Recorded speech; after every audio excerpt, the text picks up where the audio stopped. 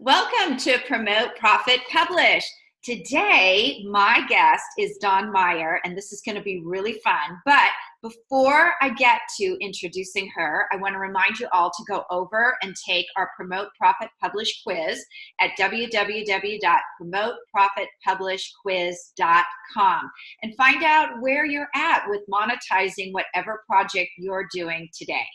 So I mentioned Dawn Meyer is a former NASA rocket scientist who uses coaching, energy healing, and access consciousness to do the same thing for people that she used to aim to achieve with rockets, helping them to escape their earthbound constrictions and elevate them to the next level.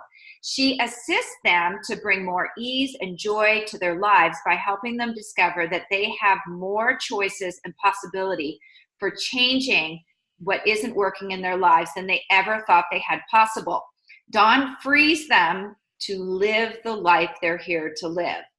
So Dawn and I just got back from a business acceleration quiz, and I asked her to do this interview or just kind of chat because what she presented there is a new program that she is promoting in for now that's going to be releasing in January, and it's how to get yourself unstuck.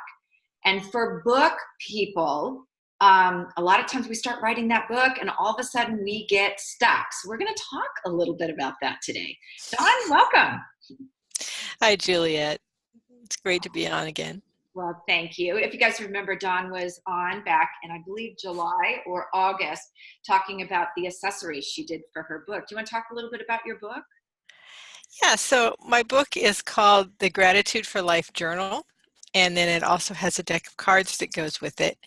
And it's about helping you to appreciate all the things in your life that you may not think are actually contributing to your life, but really are. And really diving into that and being present with that gratitude so that you can start drawing in those things that you would really like to have in your life. Because having gratitude really does make you a magnet for the things that you would like to have. And so, yes, shamelessly promoting myself, you can get my book and cards on iampurpledawn.com/store, S-T-O-R-E, and you'll see them all listed in the store. Very cool, very cool. So Dawn and I on the cruise were talking about, I have this belief that when writer's block occurs within your book, that it is the universe making you aware that it's not going to let you go any further until you become aware of the problem at hand. And a lot of, I noticed in myself and a lot of healers, we teach the thing that we need to heal the most. So I want Dawn to share a little bit about some things to get you unstuck and the energy that you bring to the book, how the readers feel that. Yeah, so when I get stuck when I'm working on a book or any project, I start asking questions. And as you know, Shannon, who was the person who put together the cruise, has called me the Queen of Questions. And it is that I just ask questions about everything because questions open up the energy. They let the universe know that you're open to something different, something new showing up. So when you're getting stuck in writing your book, start asking questions. Like you said, what is it that's creating this for me? What lesson is it that perhaps the universe is presenting to me that I'm avoiding or ignoring? A lot of times we pretend those lessons don't exist. I think that's called denial. Is that right? I believe that is a clinical term for it. and just start telling the universe, I would like to really get beyond this time. What is it that I need to learn? What is it that I need to do or stop doing? Sometimes it's those things that we really need to stop doing that are holding us back because we keep thinking that I have to keep doing this, I have to keep doing this, and maybe you don't. Maybe it's something that it's time for you to let go of it. So those are all good questions. And if you're really stuck, maybe go do something else for a little while. What is it that would get my creative juices flowing again? And maybe it's simply going outside for 10, 15 minutes and being in nature and let whatever it is that's blocking you just start to kind of dissipate so that you can, when you come in, you can start anew with where you are and start letting the realizations and the awarenesses start flowing again. That's really great. So I believe, and this is my personal belief, that every book we write is a healing journey. We write it for a reason. There's something that has to heal. But along with that means that the energy we write the book with becomes transparent to the reader as well. How do we overcome things like that? We're in the midst of healing. Overcome having your energy be in the book? Well, your energy is always going to be in the book, but how do we like heal what we are working with and still make it a book that is transparent and readable for the reader? I don't know that you can ever have your energy be transparent in the book, because sometimes that's the whole point of the book, is for them to heal the same thing that you're healing. And that's why you're writing the book. That's why the book has shown up, because it's something that needs to be out there for other people as well as for you. Now, if you're really getting bogged down in some of the negative things that you're putting in the book, it's time to stop and look at that and say, okay, what is it that I really need to let go of here so that I don't push that energy out into the book? And it may be that you need to rewrite that section or add something different to it so that the reader doesn't get stuck in it too. Because sometimes it may take them down that same rabbit hole that you're going down, and that may not be what's best for them. It may be that whatever it is that got you out of that is what you actually need to put into the book. So if there's some lesson that you learned and some technique or some realization or awareness that came to you, maybe that's what needs to be in the book, so that the reader actually says, oh, yeah, I'm starting down this path, and then they come across what it is that you did to get out of it, and that helps them get out of it too. That's really great, because we actually we get several books a year in the door that are supposed to be self-help books that when we read them, it's, I hate to say this, but it's an angry mess. Mm-hmm. And you can actually tell that this person hasn't resolved. I'm gonna make a joke here, and hopefully this author won't. He wrote this book years ago, but we had an author come in who wrote a book about procrastination. About perfection, and how she had overcome perfection. And on the 23rd correction in the book, like the 23rd rerouting of the book, my staff was screaming like, this woman has no right writing a book about perfection. So how do we avoid bringing that energy? I mean, do they stop and do the exercises to get unstuck? And how do they become aware that they're doing it? Well, I would say certainly allow someone else to read your book before you have it go out. And be open to people saying things like that. It's like, maybe you're going in a direction that's not beneficial to your readers, or that's not beneficial to anyone. Because certainly sometimes having angry book isn't necessarily beneficial to anyone. So, and if you catch yourself doing it, that's when you need to stop and say, what is it that I'm going through here that perhaps I need to deal with it or get unstuck in it or heal it, or whatever terminology you've got going, so that I can move beyond it before I complete this section.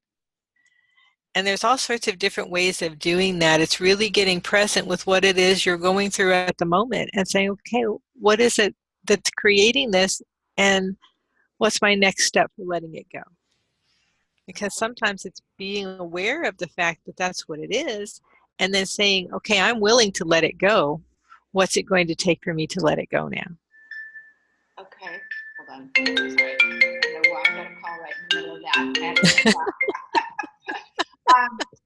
So one of the other things that we see a lot with books that perhaps you can help our readers with, or our listeners with, is people who are not vulnerable storytellers.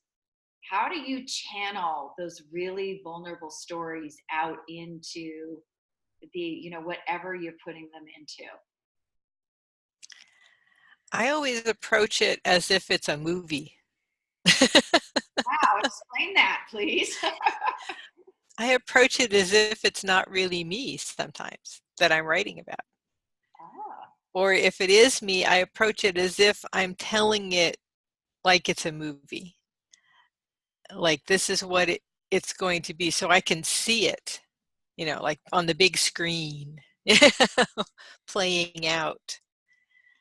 Uh, and actually being willing, and maybe that's not a technique that other people can use. So, but when you're really looking at it, be willing to be present with those feelings. Because a lot of times we get to the point where we'd rather avoid those feelings and realize that, okay, I'm only going to go through them for this book, and then I can let them go. I don't have to move in. I don't have to go back, move into that address and live there anymore. It's merely being present with it for this moment so that I can use it to heal me and help other people heal themselves. So that's how I look at going through it. that's a really great perspective. And again, going back to what you said about having your friends read the book. One of my friends wrote an entire book, and when we read it as friends, we were like, wait a minute, where's this story and where's that story?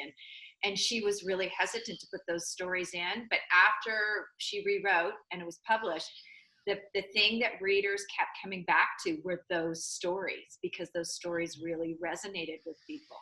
So does reliving those in the movie form kind of help you put it out without becoming overly emotional about it? Sometimes, yes. And realizing that I don't have to live in that anymore. I was writing a talk and I have with one of my coaches, and she said, well, you really need to have a story in this. I said, but I don't want to go back into that. She says, she said, well, just talk about it. And that's when I remembered, that's right, I don't have to live there anymore. I can merely relate what it is, what I was experiencing at the time, and then say, and I'm not in that place anymore. Uh-huh. So it was announcing it to myself that I'm not there anymore and to everyone else that I'm not there anymore. And Right. that, so it shows that you can get beyond that. And that's the important part, is that you tell people it's possible to get beyond that when you're willing to let it go and willing to go down sometimes the paths that you don't want to go down, and realize you don't have to stay there. That's really, really good advice on that as well. One of the things that happened for me with my third book, Granny Heist, was that I related childhood stories, and it was sort of a semi-family I don't know, it's sort of a family history, but with a lot of fiction in it. And it was Mm-hmm. very interesting because when my mother read it, she had two thoughts. First was, oh my God, everybody's going to know that's me. And and the second thought was, when she was going through it, she would query me about some of those stories. And she would say, that's not quite how it happened. So for me, that was a really good experience to go back and test some of those stories that I had told myself growing up. And so that was a real healing journey in that sense. It's like, oh, wait a minute, grandma wasn't like that, now was she? And it's so there's a lot to be said to healing your stories inside of books as well. With that, how do you recommend people heal stories like that? Well, if again you can get a second perspective or a third or fourth perspective on it as to what really happened, because we're so good at filling in the blanks in our life, so that if we don't remember something exactly, we'll fill something in just so that it doesn't have a gap there. And that may or may not be what really happened. So when you can sit down with somebody and say, I remember this being the case, and then other people can say, I don't remember that at all. Or, oh yeah, I remember that, so that you can really look at what actually happened and how much of it you made up. Mm-hmm. Because we are very good storytellers, like you said. And sometimes that story isn't real. I mean, just look at how like if you pass somebody in the hallway and you say hi and they don't say anything, how much of a story do you make up just about that couple of seconds that you have no basis for other than that the person walked by you? So your whole life is full of stories like that, and they may or may not be all factual.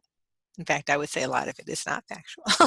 Especially those things I think you remember from your childhood as well, because Mhm. I've heard people say, oh God, my big sister, my little sister is so mean, and then you meet that person and you're like, yeah, they seem really nice to me, but there's something in that dynamic that you picked up from your childhood that just gives you, I don't know, a sour note or something. Mhm. It is one of those things to go back and really explore. Right. And the other thing about the things from your childhood is that sometimes it's not even your memory that you're going with. You're going with what somebody else told you happened. And yet because it was so long ago, you remember a few things here and there. So then you take their memory and you fill in the pieces, you fill in the blanks, and it may not really be what happened at all for you. Right. So it's really looking at those things from your perspective and then from other people's perspective and asking, well, what is it that I really do remember? I mean, I have things that turned out to be that they were dreams when I started telling other people about them, and I had remembered it as if they were actual memories, Oh, wow. and they weren't. That is so interesting. I don't know if you met Carrie Keller. Oh, you didn't. You weren't at CEO Space. There was a Yeah. gentleman that was at CEO Space who has a, a session every Wednesday night that the public can go to, and it's at dreamschool.org.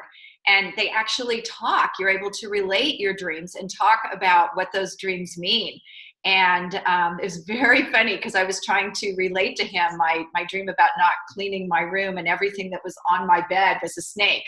And to hear some of those things be interpreted, for me that's very real. For a very long time I wouldn't go to sleep at night. I couldn't sleep because I was afraid the snakes would come back. Hmm. So it's amazing the power of dreams and what is real and what isn't from that perspective. How did you find out for yourself that those things you remembered were dreams? Mostly in talking to other members of my family. And I would say, well, I remember it this way. And they said, I don't remember anything like that ever happening. And of course, they were in the memory. Uh-huh. So the fact that they didn't remember it was a clue to me that obviously that was not something that actually happened, because if two or three of them were in it and none of them remember it, chances are it didn't really happen. That's very true. And unless you live in a dysfunctional family where nobody remembers it. Um, And that's a possibility too, but I felt it was a rather innocuous thing and probably it didn't actually happen. Very cool. So give us some of your strategies for getting unstuck. What's coming up in this course that you are going to be giving? Because you put us through some great exercises on the ship. So for the class that I'm going to be doing, it's called Reboot Your Boundaries and Relationships. And it's about getting out of those places where you're overgiving, where you're not taking care of yourself, and those sorts of things. And so what I start teaching people is to look at, first of all, what is it you would really like to have as your life and in your life? And how could you change what you're doing now to get there? What is it that you're taking on that maybe you don't need to take on? There are so many things that we believe are our responsibility, and they really aren't necessarily. We've just told ourselves that they are, or other people have told us that they're our responsibility. And it isn't really. It's simply something that we've decided that that's the best thing we should do. Or a lot of times I know that when I was growing up, one of the things that was big was it was better to be in service to others than it was to do anything else. Mhm. And you have to ask yourself, is that really true? If I never take care of me, pretty soon I'm on empty and there's nothing left to give. So where does that leave me? I mean, they have that saying, you put your oxygen mask on first, and it's not just about airplanes. It's really about everything else in your life. So when you're looking at getting unstuck in those places, it's to really start looking at the places that you're doing these things where you're not taking care of you, where you're not actually being true to you, and start looking at, where does that come from? When did I buy into that? Who taught me that? Is it really true for me?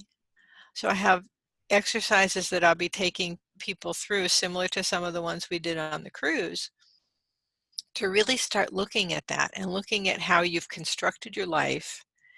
And is it really the life you'd like to be living? And is it really a life that contributes to you? Because it might not be. You may be simply running on empty now, and that's not a good place to be.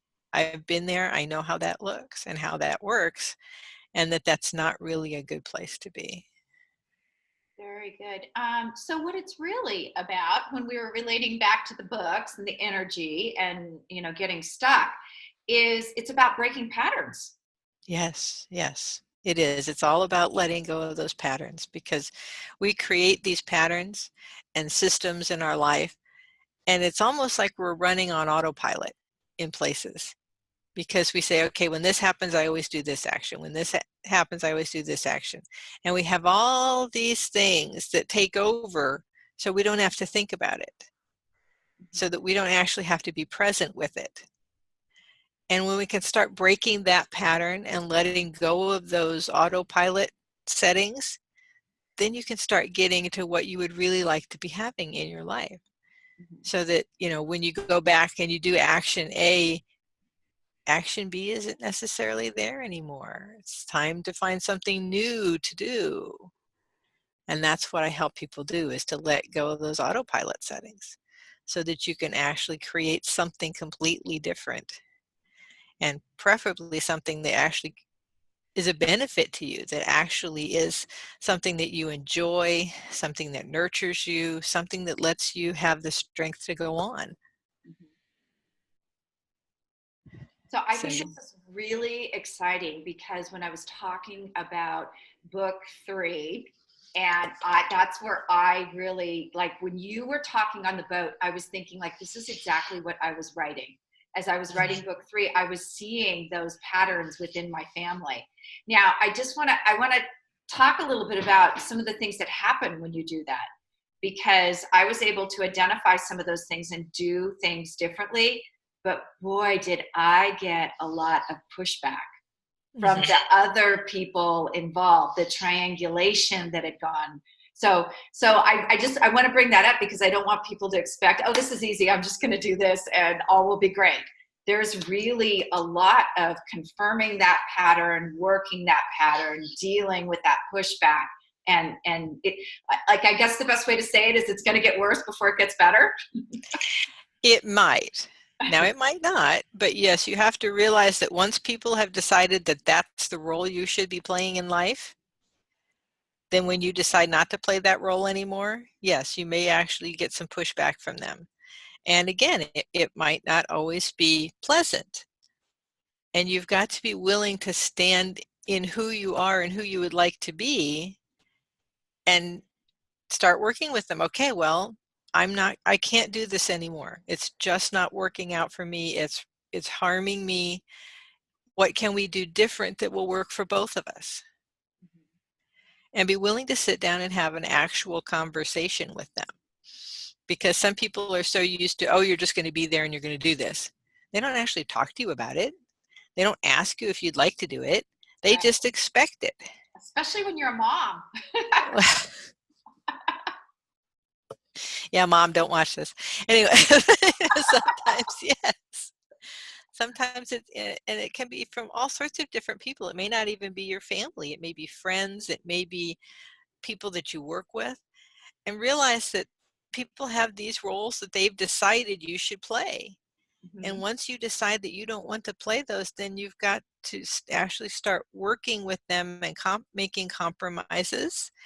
And sometimes people will no longer be in your life after that. And you've got to be willing to realize that sometimes that's going to happen.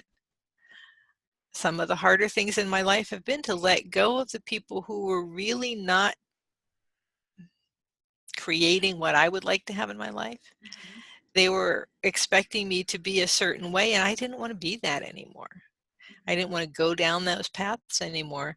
And letting go of that, some of them I had to just let go of them. Mhm. And sometimes I say, and bless them in their mess and let them go on, Right. because sometimes that's what it is that that's where they want to live, and they expect you to be in the mess with them to keep them company, and you don't want to do it anymore. Right. No, that is so, so true. I think it happens especially a lot with kids that, when you've rescued, like that point where you don't rescue anymore, you say, you know what, it's time you grow up. Go handle this. Have fun. I'm here if you need me, Yeah. but I'm not going to do it for you. Yeah, I'm not going to do it for you. If you want some advice, I'll give you some advice, give you some help, but I'm not doing it for you anymore. Some really valuable lessons in there when you do that for yourself. I just say that about moms because it seems like moms have the toughest time because we do so much for our kids, and we have to get to that point where we just don't do it anymore. Well, But and with your mom, sometimes it's that you have to get to that point where you let go of what she has done for you all this time, and you let go of some of the things that she's expecting you to do for her. yeah, So exactly. it works both ways. Exactly. I think where people will find this most beneficial though is when if you have toxic relationships in your life. Mhm. Sometimes we don't let those toxic relationships go because they're family. And we've been taught family is everything. Right. And we've been taught, oh, I can fix this. Uh-huh. Maybe, maybe not. It may not be something that you can fix because it's not all yours to fix. And if the other person doesn't want to fix it or change it, then sometimes you just have to let it go. Yeah. No, that really, really great points. Again, women do that a lot. They're used to fixing everything and keeping everybody happy and pleasing everybody. So this will be a Yeah. really great course for a lot of people. So Yeah. tell us, how do we get in touch with you for the course, and how do we get your book? I actually have the book sitting right here because out of it. I've had her cards, and she just told you a little bit about her cards, but here's her book. It's a great little workbook. I'm working in it every day. Um, and it's really great. It has a question of the week. It has, it resonates with the cards. It goes alongside with, things that you can do. Just thought patterns, like what can I do for myself? Like, what are the 3 things I like about my body? Yeah. So And really, like right now, between now and Thanksgiving, I'm doing a gratitude a day on the Facebook group, which is Gratitude for Life on Facebook. And I'm going to, at the end of it, every time you contribute, you get put into a drawing for one of my recorded classes. And it's about helping you to start realizing those things that, most people, they sit down to do their gratitudes. Oh, they'll write the same 3 things every day. oh, It's like, okay, no, look at these other things in your life. Like you said, 3 things I like about my body, 3 things that made me laugh this week, 3 people I enjoy being with, or places I like to go, and realize how much that contributes to your life, because it brings you joy and happiness, and it shifts your energy when you do those things. And then that tells the universe, I enjoy this. I would like more of that in my life. And realize you can still say, and I would like more, and I would like more, and I would like more. And it's okay. It doesn't make you any less grateful for what you have to say you'd like more. well, also So that I would like more kind of tells the universe to bring it to you. yeah, you're opening up, say, I'm open to change, I'm open to something different, bring it on. So for my class, it's going to be an in-person class. It's in January. It's the 26th of January. So for those of you who would like to get a little bit warmer here and come to Florida for a class, I invite you to join us. Again, it's iamPurpleDawn.com/reboot-relationships. Cool. And you can register for the class, and it tells you some of the things that we're going to be covering. And again, I tell people it's for perpetual people pleasers, relationship rescuers, and family fixers. There you go. And people who need to get through those problems to finish their books. Exactly. Yeah, That's because when you do that, you're overstressing, you're not having boundaries, you're not looking at what it is that you would enjoy, and you're not looking at some of the things that you need to heal within you. And a lot of times, like you said, what you need to heal within you is what needs to be in the book. Right, right.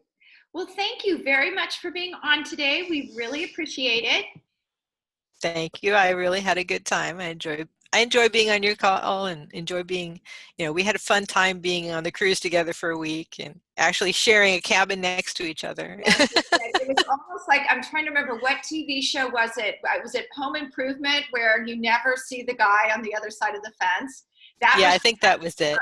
Like, we would be sitting there and you guys would be there, and George would be talking to us, but we wouldn't actually see him. So I think the guy on Home Improvement's name was George too, wasn't it? I don't remember what the neighbor's name was. There you go, folks. There's a trivia question for you. Write in and tell us who was the guy on Home Improvement that you never saw. All right. Thank you, Dawn. Thank you so much, Juliet.